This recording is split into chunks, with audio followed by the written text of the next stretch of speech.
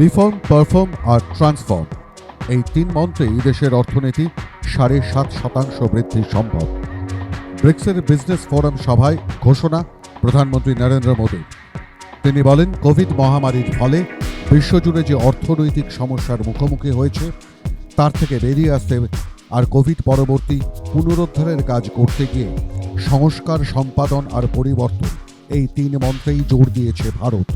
প্রধানমন্ত্রীর আশা, এর ফলে ২২-২৩ আর্থিক বছরে ৭.৫% আর্থিক বৃদ্ধি হতে পারে ভারতে। বুধবার ব্রিক্সের বিজনেস ফোরামের সভায় তিনি বলেন, ভারতের বর্তমান অর্থনীতির সক্ষমতা থেকেই একথা প্রমাণিত। आज जब पूरा विश्व पोस्ट कोविड रिकवरी पर फोकस कर रहा है, तब ब्रिक्स देशों की भूमिका एक बार फिर बहुत महत्वपूर्ण रहेगी। फ्रेंड्स, महामारी से उत्पन्न आर्थिक समस्याओं से निपटने के लिए हमने भारत में रिफॉर्म, परफॉर्म एंड ट्रांसफॉर्म का मंत्र अपनाया है और इस अप्रोच के परिणाम भारतीय अर्थव्यवस्था के परफॉर्मेंस से स्पष्ट है। इस साल हम 7.5% ग्रोथ की आशा कर रहे हैं, जो हमें फास्टेस्ट ग्रोइंग मेजर इकोनॉमी बनाता है। সপ্তাহখানেক আগেই গত 14 জুন দেশের নতুন অর্থনৈতিক অ্যাডভাইজার ভি অনন্ত নাগেশ্বরন জানান, উন্নয়নশীল দেশগুলোর অর্থনীতির তুলনায় ভারতের অর্থনীতি ভালো অবস্থায় আছে। এর ভিত্তিতে আমরা বলতেই পারি 2026, 2027 সালের মধ্যে 5 ট্রিলিয়ন অর্থনীতি পেতেই পারে ভারতবর্ষ। বর্তমানে $3.3 ট্রিলিয়ন দৌড়চ্ছে ভারত। $5 ট্রিলিয়ন কঠিন লক্ষ্য নয়। आज मैं आपका ध्यान 4 प्रमुख पहलुओं पर केंद्रित करना चाहता हूं।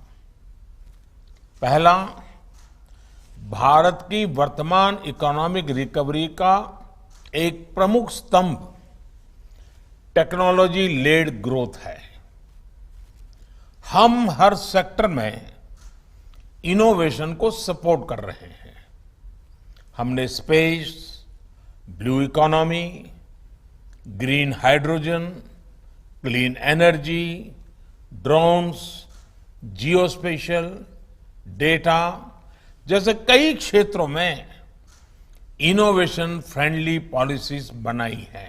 दूसरा, महामारी के दौरान भी भारत ने ईज ऑफ डूइंग बिजनेस सुधारने के लिए अनेकों प्रयास जारी रखे। बिजनेस पर कंप्लायंस बर्डन कम करने के लिए हजारों नियमों में बदलाव किया गया है। तीसरा, भारत में इंफ्रास्ट्रक्चर को व्यापक स्तर पर सुधारा भी जा रहा है और उसका विस्तार भी हो रहा है। इसके लिए भारत ने एक नेशनल मास्टर प्लान बनाया है और हमारी नेशनल इंफ्रास्ट्रक्चर पाइपलाइन के तहत $1.5 ट्रिलियन के निवेश के अवसर है। चौथा, भारत में आज जिस तरह का डिजिटल ट्रांसफॉर्मेशन हो रहा है, यह विश्व में पहले कभी नहीं देखा गया।